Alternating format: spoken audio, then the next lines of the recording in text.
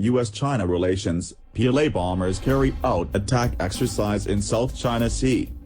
Chinese bombers took part in a high-intensity exercise over the South China Sea, Beijing said on Thursday, just weeks after two U.S. aircraft carrier strike groups conducted drills of their own in the disputed waters.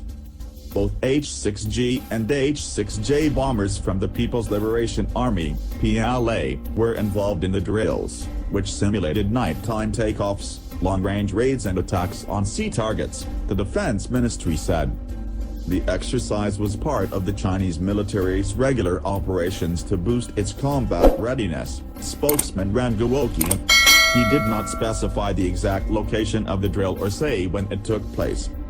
Meanwhile, the PLA Southern Theater Command said on Thursday that a naval fleet of 3 frigates, the Liupan Shui, Jing and Meizu, took part in the drill in the South China Sea earlier this month. The increase in military maneuvers comes amid a sharp uptick in tensions between China and the United States over the strategic waterway. Earlier this month, Washington formally labeled most of China's maritime claims in the South China Sea illegal, with U.S. Secretary of State Mike Pompeo saying the U.S. and the world would not allow Beijing to treat the waterway as its maritime empire.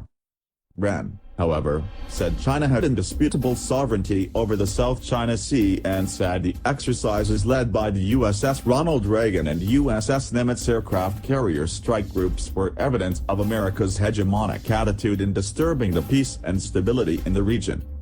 We demand the U.S. side stop issuing wrongful remarks, stop its provocative military actions in the South China Sea and stop sowing discord among countries in the region, he said.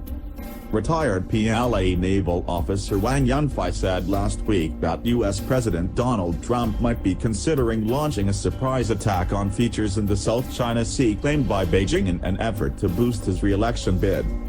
Scarborough Shoal, which is also claimed by the Philippines, was one of the most likely options, should such a move be made, Wang said in an article posted on Phoenix Television's website. Colin Coe, a research fellow at the S. Rajaratnam School of International Studies, said the chance of a close encounter between U.S. and Chinese warships or planes was rising. The PLA drill comes not long after the U.S. conducted dual-carrier drills, so it's plausible it was aimed at showing resolve in the ability to threaten the movement of carriers transiting the South China Sea, he said.